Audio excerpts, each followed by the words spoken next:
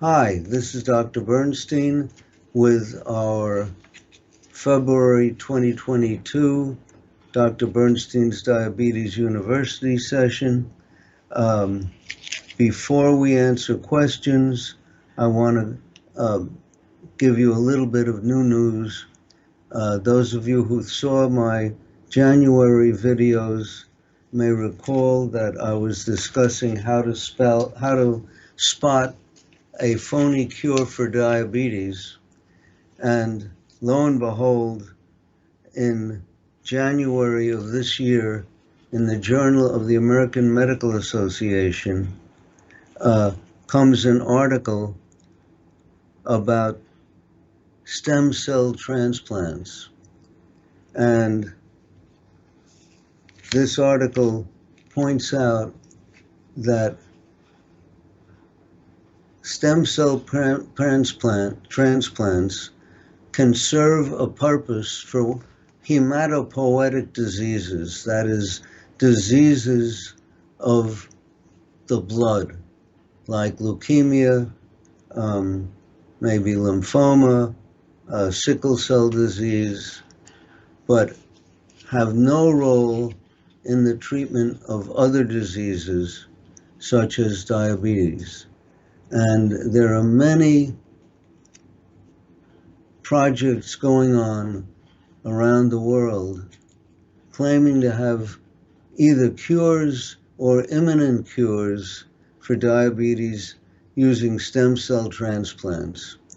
And what this article points out is that it's just not biologically possible to do this sort of thing, at least not in the near future. So, and by the way, just today, I got an email from a group that I won't name, claiming to be on the verge of a cure for diabetes using stem cell transplants. And this particular group has been claiming this for probably 20 or 30 years and taking in a lot of money that probably is unproductive. Before we answer any questions, oh wait, there's one more thing I have to point out. Many of my patients are complaining that they can no longer get liquid glucose for rapidly raising low blood sugars for treating hypoglycemia, or the cost is so high as to be prohibitive. For example, some sources are charging $6 for one small bottle of liquid glucose. Now, I have published, and it's available to my listeners, a recipe for making your own cheaply, but it takes a fair amount of work to do that and is messy if you're not very careful. So I found an easier way, which I'm going to use myself, and that is to purchase oral glucose tolerance test drinks. They're also called OGTT drinks. Some of you aging folk may remember a product called Glucola, which has been around for many years and is used to test asymptomatic people for diabetes. For example, these drinks, which are 10-ounce bottles, contain 75 or 100 grams of glucose. The 75-gram dose is being used to check most pregnant women to see if they have diabetes that they don't know about, or if they're pre-diabetic. And almost every surgical supply dealer carries the glucose tolerance test drinks, different flavors, different brand names, different manufacturers, but The prices are about the same from most of the sources. A 10-ounce bottle containing 100 grams of glucose costs $2.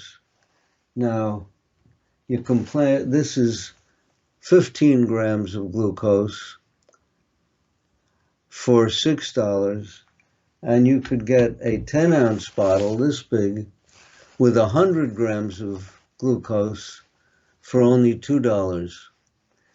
They're usually sold in packs or cases of 24 bottles. You could find them on the internet. Just search for oral glucose tolerance test drink or OGTT drink. And you can then, if you've saved these little empty bottles, you can fill them. So you can purchase these things on the internet. If you don't have any empty bottles, go to my recipe, which is available on the internet, and the recipe includes a source of empty plastic bottles that cost probably about 15 to 20 cents per bottle. You buy 100 at a time, and you could save yourself a lot of money. Now, before we start on our questions, I want to remind you that I give generic answers that are intended for the education of the bulk of the listeners and may not solve your individual problem. I haven't examined you. I haven't gotten a full history, family history. It takes hours to get a proper background to make medical recommendations. So what I'm doing is picking what might be a statistically likely solution to your problem, but you have to check with your doctor and see what a valid answer would be. These are just guesses that I make.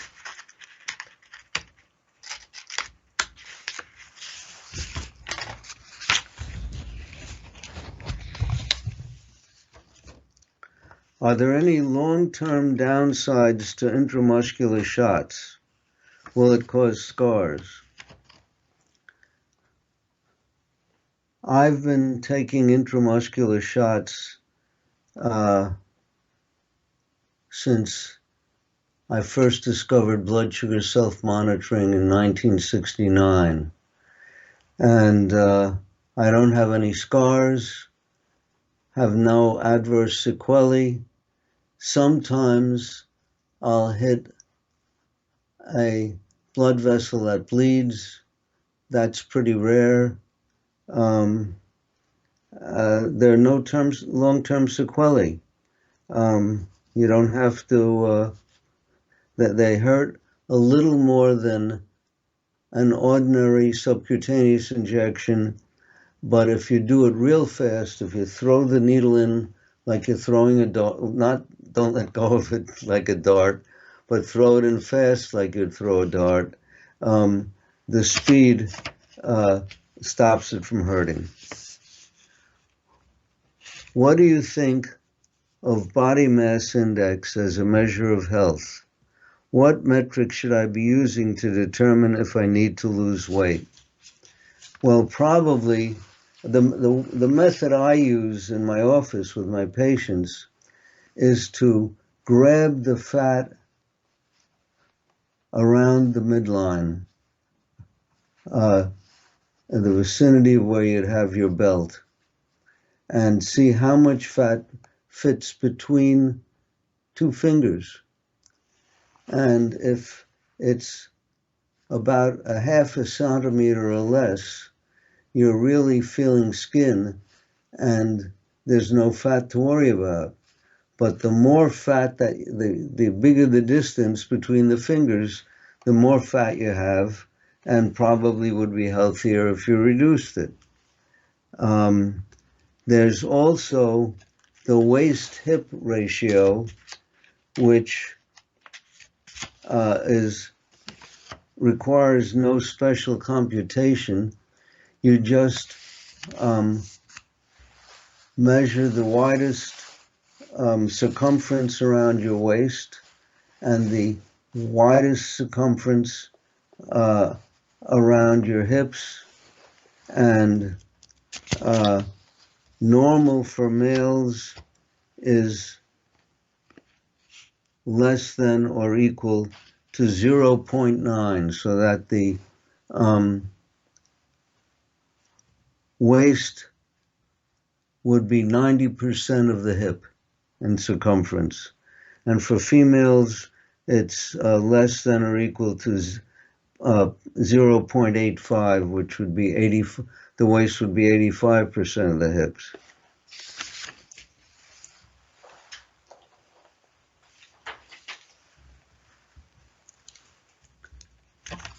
You talk about reversing complications.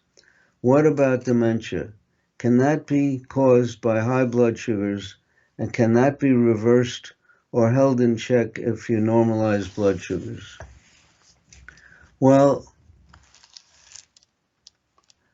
I've actually seen more severe dementia in young patients who are hypothyroid. Well, it also applies to older patients, because you could rapidly cure that dementia by restoring thyroid levels to mid-normal. And that's what happened to me.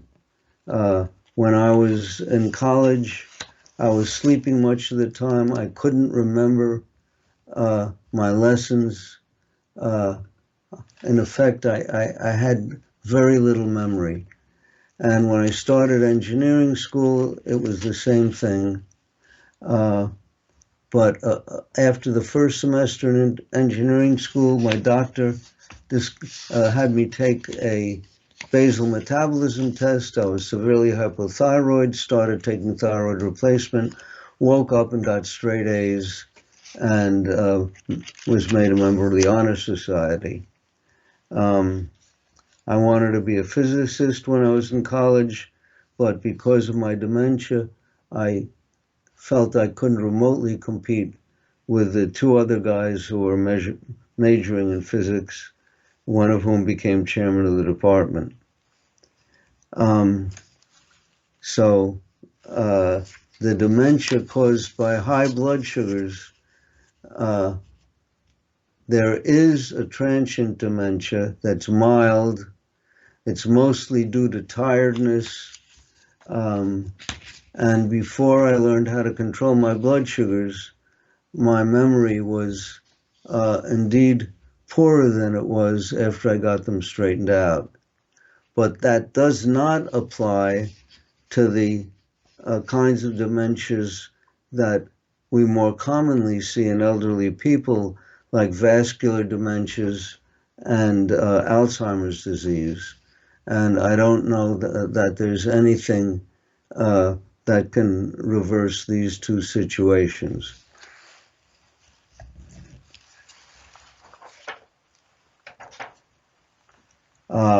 There's one possibility that relates to magnetic stimulation of glia in the brain. That's experimental, but being studied at a lot of centers, and that might possibly work, but certainly controlling blood sugars is not going to help that kind of vascular dementia.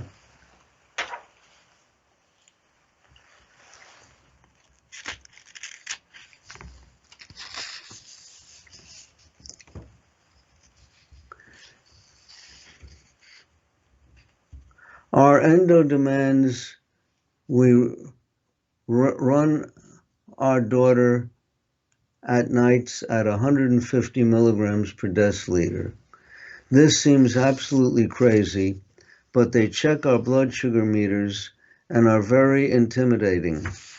We don't know what to do, but are we right in saying that these blood sugars are dangerous.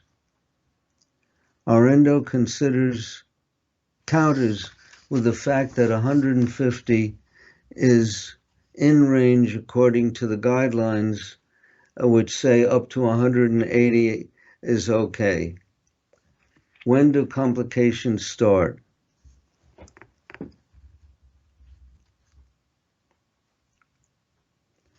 Well, if you look at the scientific literature, there are studies of mortality in large populations. And there you find that blood sugars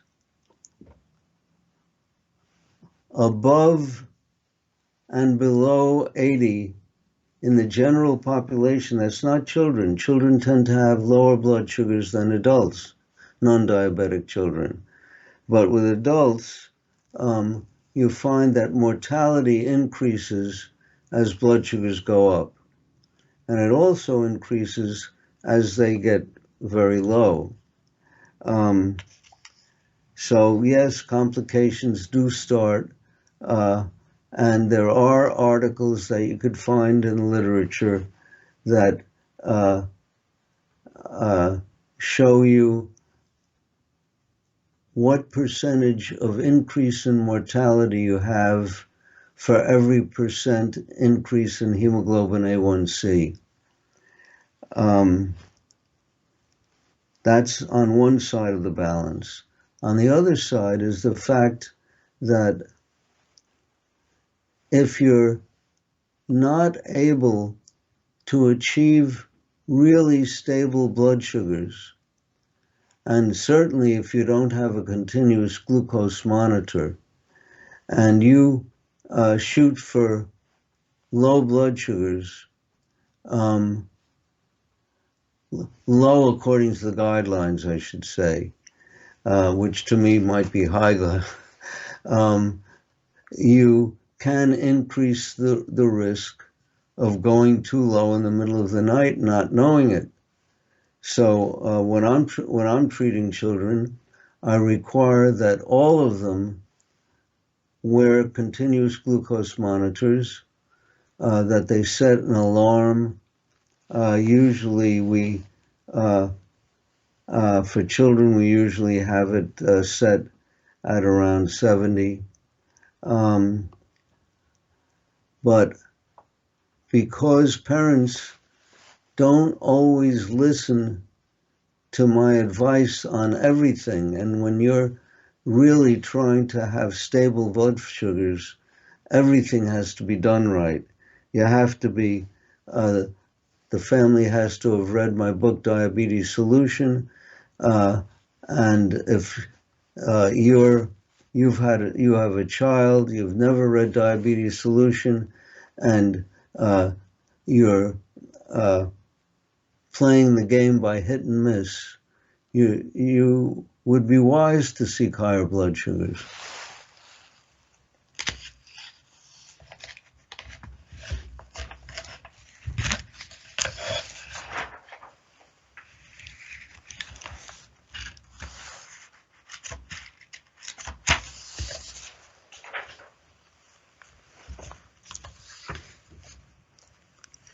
My healthy 9-year-old has had type 1 diabetes since he was 3 years old. We're doing a low-carb, high-protein diet now for 5 years, following your book. A1C is around 5.0%. We already use vitamin D supplements, wondering if that would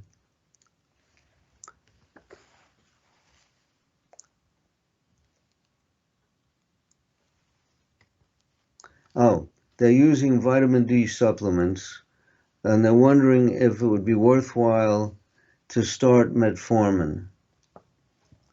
The kid's now 9 years old,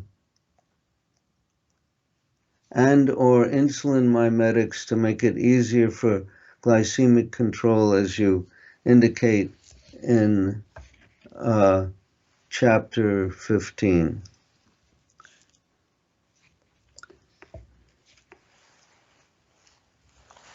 Well,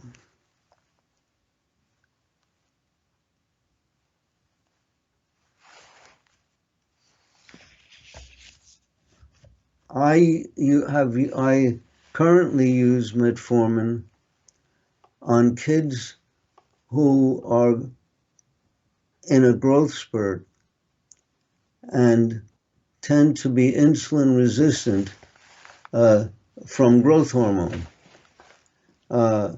It tends to impede, the growth hormone tends to accelerate the hepatic destruction of insulin, especially during the dawn phenomenon in the morning. So I use metformin supplements for many of my rapidly growing kids. Usually before they hit a growth spurt, we don't bother with the metformin. It wouldn't serve a purpose.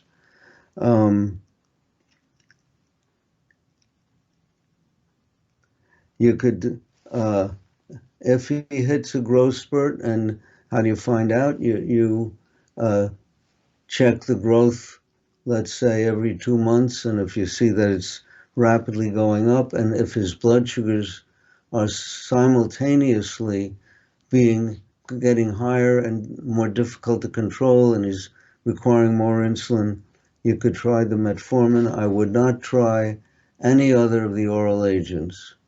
There are a variety of reasons that I give in the book.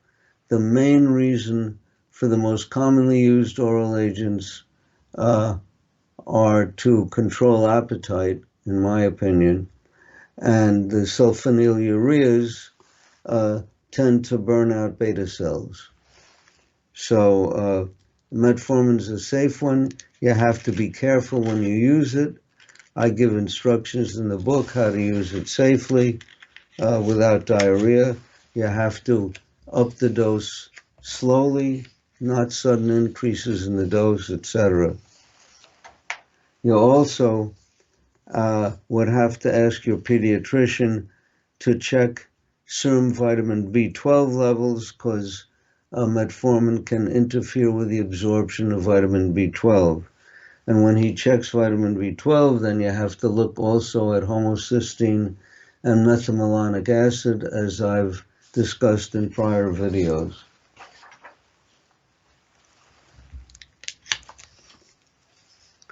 I'm a type 2 diabetic and was able to put my diabetes into remission after following Dr. Bernstein's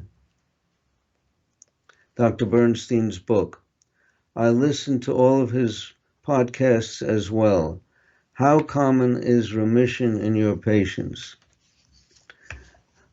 By the time a patient decides, or a family decides to come and see me, they already need insulin. So it's very rare that I see a patient where I can totally discontinue the insulin. Currently, I'm treating only one patient who gets no insulin, and that's a fellow who built his own airplane and is a flyer, and doesn't want to take a chance of being restricted from flying over certain states that prohibit flying if you're taking insulin. So in this particular case, we use a number of supplements. And metformin gives him diarrhea, so we can't use metformin. We've been successful with supplements if he sticks rigorously to a very low carbohydrate diet. And when he goes out and eats with his business associates, his blood sugars go way up. So he really should be on insulin. And I've not had anyone who could stop it, who could discontinue the insulin, and thereby we could say that their diabetes is in remission.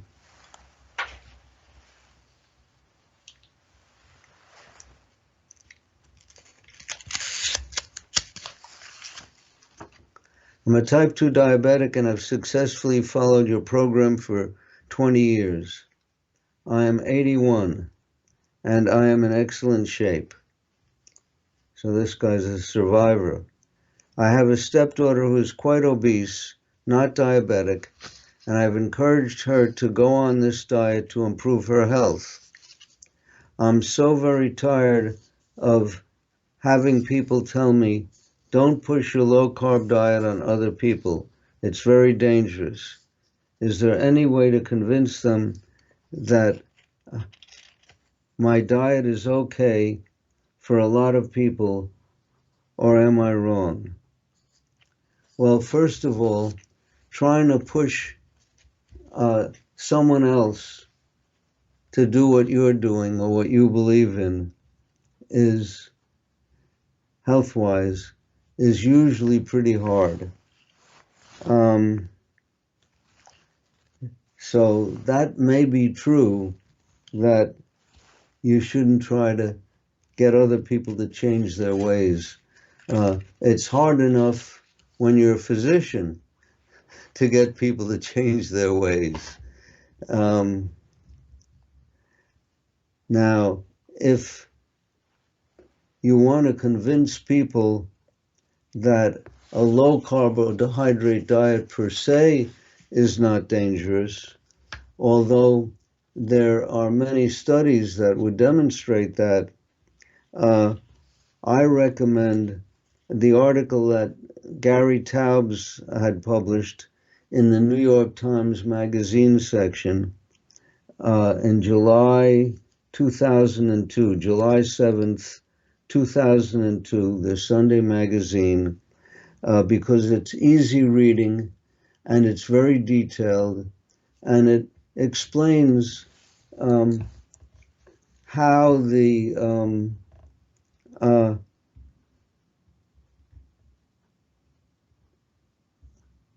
fat cholesterol myth came to be, and how we now know that the real cause of obesity and heart disease is high carbohydrate diets. So this Taubes article is an easy read. It should be out there on the internet, and I suggest you take a look at it. By the way, he also, in the same year, published an article in the scientific journal Science, which is probably a little more sophisticated, a little harder reading, but more authoritative because of the nature of the publication.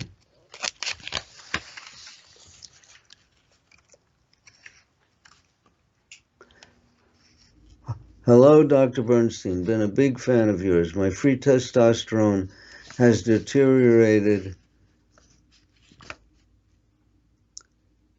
from 7.4 nanograms per milliliter in 2020 to 3.8 milligrams per nanoliter now. My blood sugar has been in the range of an A1C of 5.5.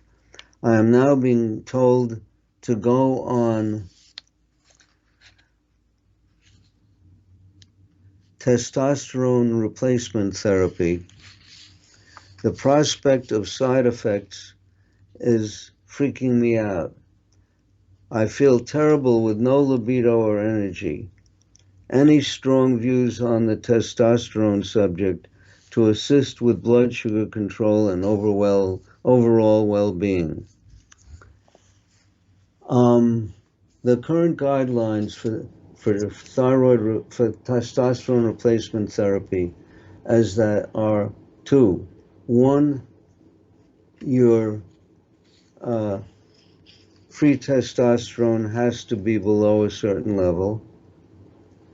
And Two, you have to be symptomatic of low testosterone, having low libido, possibly impaired erections, and so on.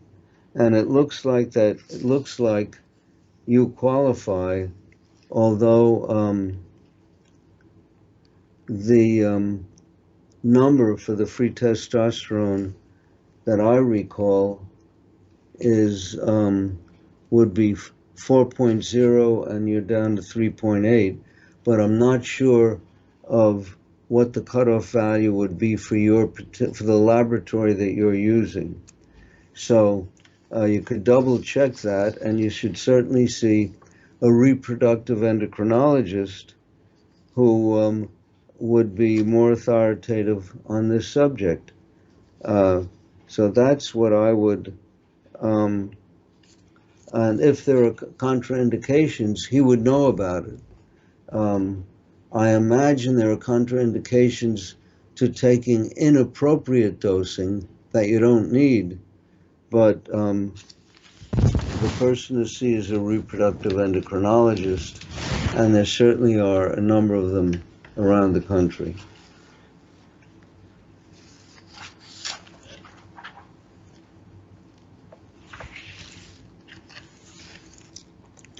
I am an Asian type 1 diabetic for 16, I assume years, and has had mild proteinuria. After starting the low-carb and high-protein diet, I start feeling pain and burning around a kidney. If I raise the carb from 30 grams to 100 grams and get out of the nutrition ketosis, the burning gets stopped, but the pain around the kidney persists. The symptoms returned to the low-carb diet, yet resolved, including burning and pain, and quitting the diet. If I again start the low-carb and high-protein diet, same thing happens. Is it because of ketone stress on the kidney? Please give me detailed explanations. Well, actually, from his language, I said a kidney, but that's not what he said. He said a round kidney. I don't know whether he's talking about a single kidney or both kidneys, because, as he says, he's Asian and perhaps not fully conversant in English. I would think that he should see a nephrologist who specializes in kidneys. I've never heard of this situation. Likewise, I don't push people to become ketotic. Yes, it's true that when our ancestors were starving and couldn't find enough protein, they surely had high ketone levels in their blood. Why the protein? Because it can be converted to glucose and prevent ketosis. So a lot of people are deliberately seeking constant high ketones in their blood, which really isn't necessary unless you're trying to lose weight. If you're obese and trying to lose weight, then metabolizing fat will produce ketones. So see a nephrologist.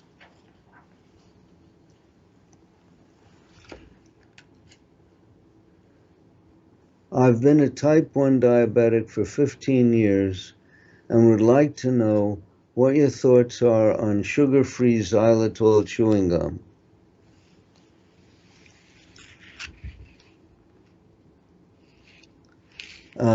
The only issue I have is that Each piece of sugar-free xylitol typically contains 2 grams of carbohydrate.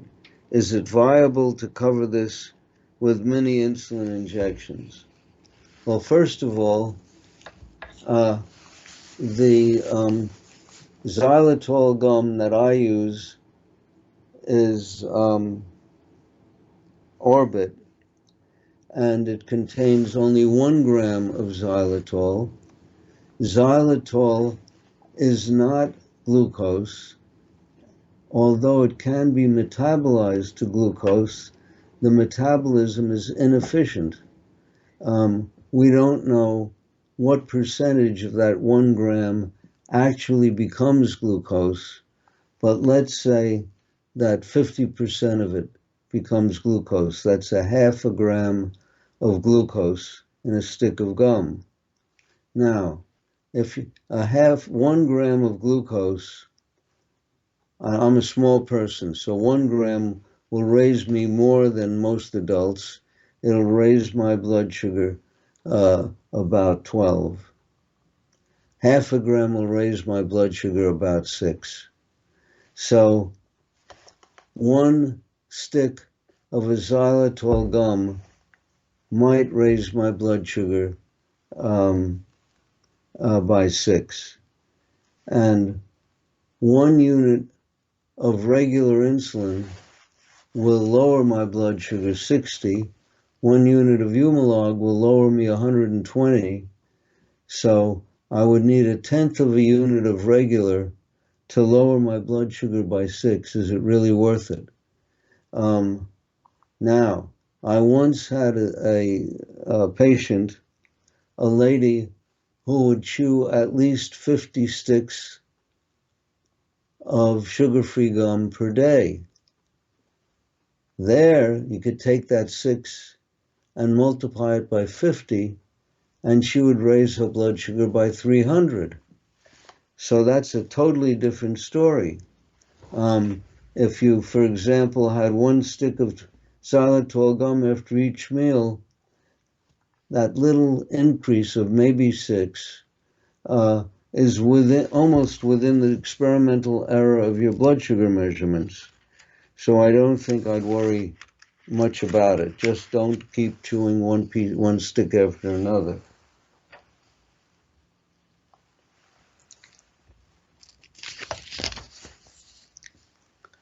Normal weight, 38 years old. Diabetes discovered during first pregnancy. Went into severe diabetic ketoacidosis after a gastric illness.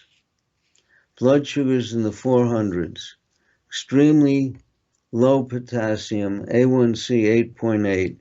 Current fasting C-peptide was 0.2. Glucose, the glucose was 116.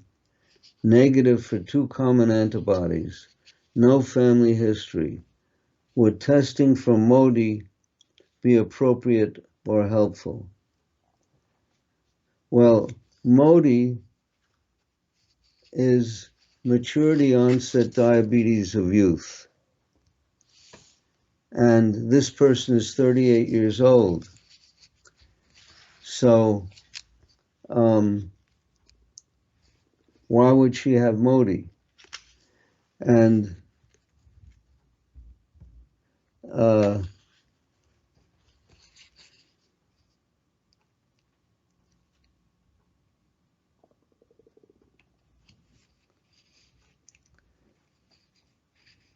you can do DNA testing for MODY, but there's no guidelines for treating it because different people have different degrees of, let's call it insulin deficiency or insulin resistance. So it's always trial and error, just as we explain in my book, Diabetes Solution. So the game plan should be to try to normalize blood sugars, and that's experimenting as we do in the book. And whatever the diagnosis is, you still have to control the blood sugars. So to give it a name, especially when you're not even a child, so we don't have reason to suspect it. And the fact that your blood sugars went up after an infection leads me to suspect that maybe you still have a latent infection. In fact, you speak of a gastrointestinal infection. One possibility is C. difficile, which sometimes persists for years if it's not appropriately treated.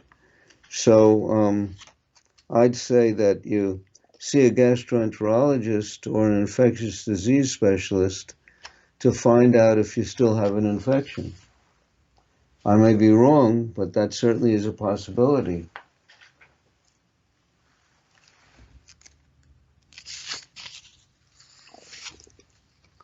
My doctor won't prescribe regular insulin, only Humalog and Tresiba. Would it be appropriate to take 2 doses of Humalog to cover slower digestion while eating low carbs? Well, I've never heard of that suggestion before, but it certainly is something that Yogi Berra would have been interested in, because what he told me was what works, works. And if this works, give it that's great. You can try it. You have to be able to guess at the amount to inject and the timing when to inject it, etc. So if you know how to treat your blood sugars, if you read my book, you could experiment with very, very tiny doses. My only warning would be that Humalog is very potent stuff, works rapidly, and you have to be very careful with it.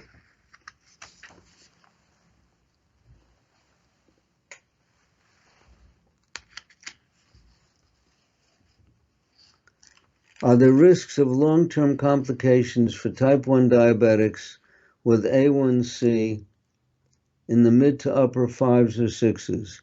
If so, why would A1C recommendations be at a level that causes complications?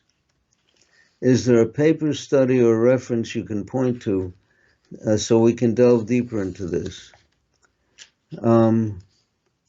Well, you gave me a lot of work to dig up something that actually was on my computer. I stored it there. It was a study that reported on the continuum of diabetic complications with blood sugars greater than 85. That is, every little increase above 85 gives a little increase in the amount of complications. And this was published in Diabetes Care, Volume 1, that's the first year, I guess, pages 45 to 49. Now, what's strange is that this is Volume 1 because it was 1999, and Diabetes Care began publication, according to my recollection, long before 1999. Maybe Volume 1 continued for a number of years. And the first author was Bjornholt, Biornholt, Bjornholt et al. So I think that's an important article, and a lot of you may want to look at it to be able to present arguments to your physicians, because many physicians claim that as long as you keep blood sugars within the ADA guidelines, you won't get complications, which absolutely is not true.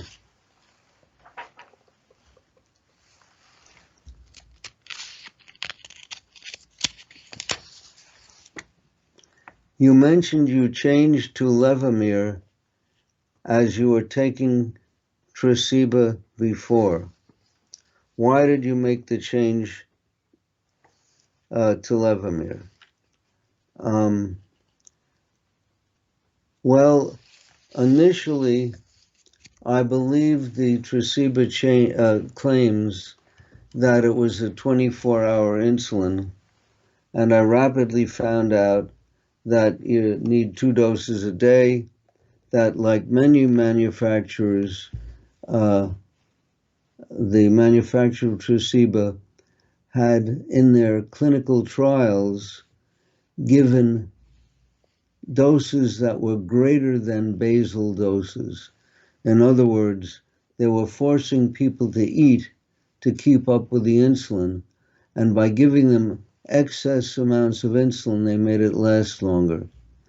And since Tresiba is probably the most expensive of the long-acting insulins,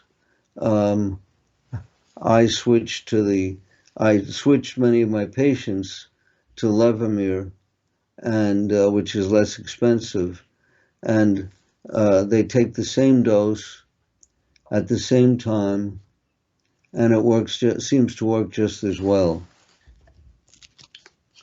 and costs a lot less. Also, many of the insurers will not pay for Tresiba because of its cost.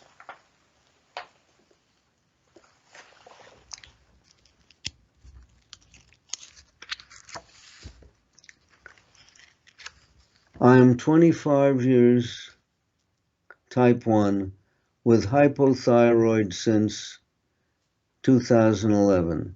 They told me not to fast Ramadan to avoid getting low. After following you, I discovered that correct basal and low carb will not cause low. Does fasting lead to dehydration and affect kidney as a diabetic? Is it safe to do fasting? Well, it's safe to do fasting if you're really following a rational blood sugar regimen. So I would think that first of all, you should be following my book, Diabetes Solution, so that you know what you're doing. And had you read the book, you would know that you can fast provided you take your basal insulin dose. And also, the basal insulin should really be basal. It should be a dose that only covers the fasting state and prevents your blood sugar from going up while you're fasting. Fasting should not adversely affect the kidneys, but it is wise to drink water. I didn't realize that Ramadan forbids you from drinking water, and I would suggest that you would probably be wise to consume water while you're fasting. You don't have to take mealtime insulin. And if your blood sugars did go up during the day and you had read Diabetes Solution, you would know how to cover the blood sugar elevation with rapid-acting insulin. So, and being dehydrated can adversely affect more than just the kidneys. And if you have other diseases that you may have other diseases that you didn't mention that could be adversely affected by dehydration.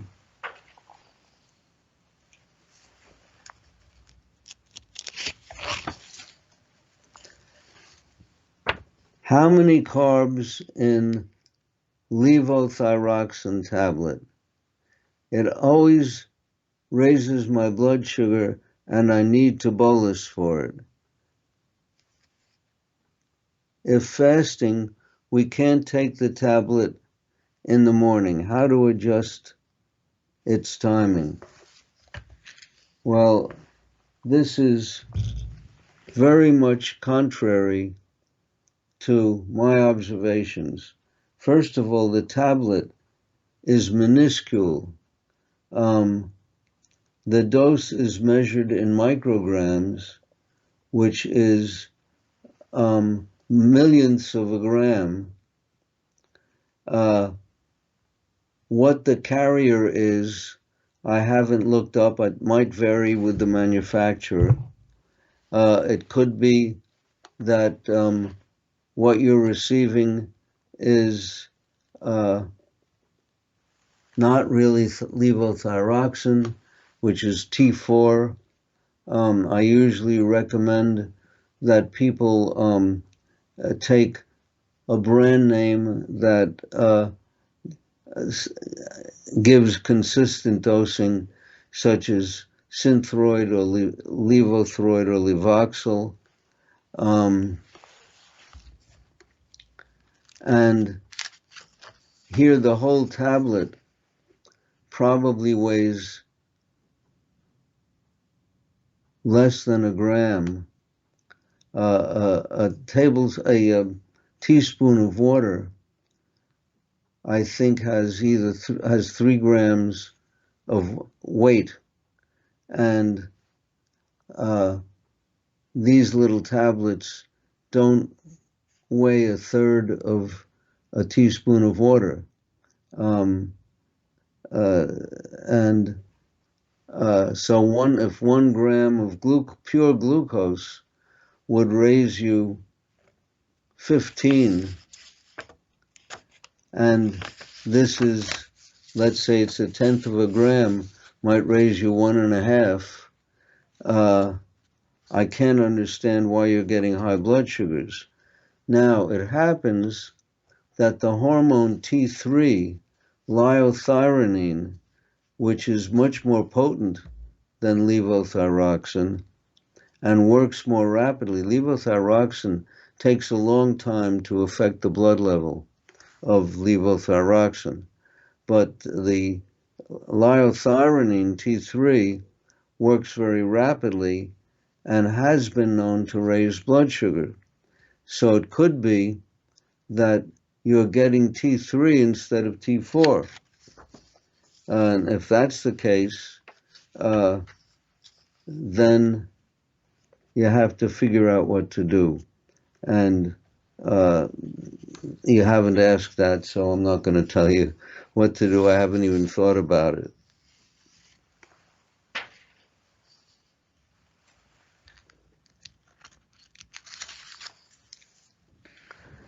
My husband is now having fasting glucose levels of 103 and 105. He was diagnosed with severe asthma, adult onset, in 2017, and has been on medications like Symbicort, which is a steroid. In 2014 report from the Open Respiratory Medicine Journal stated, there are no professional body recommended guidelines on the diagnosis and management of steroid-induced diabetes for the general population. Well, there is one guideline because I read it in a journal a few years ago, and that was an advice to physicians to, if they were treating a non-diabetic with a steroid, before starting the steroid, several days before, they should start the patient on metformin. Didn't tell them the doses or whether it be time release or rapid release, but that I would think that's a reasonable guideline.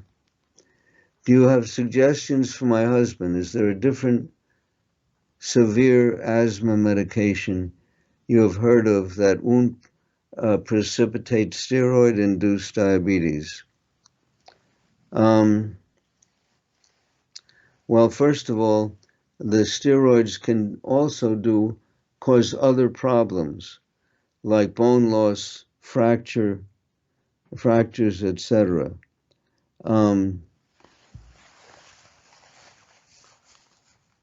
I've used rapid-acting nifedipine to treat my exercise-induced asthma, which I no longer have, but I did have for a number of years. And that's not the same thing, because if it's rapid acting and only works for a few hours. Whether the slow release nifedipine would have any effect, I don't know. And whether continuous use of nifedipine, which can also lower blood pressure, would work, I doubt. I doubt that you can continuously use this stuff and that it would be effective. I think it would downregulate its own receptors. I would suggest that you see an asthma specialist, because they're supposed to be up to date on what drugs are appropriate. So my number one bit of advice is see an asthma specialist. There are many of them around the country if you live in the USA. Well, thanks for watching our February episode of Diabetes University. Our next episode will be on Wednesday, March 30th, 2022. We'll look forward to seeing you then. Thanks for watching.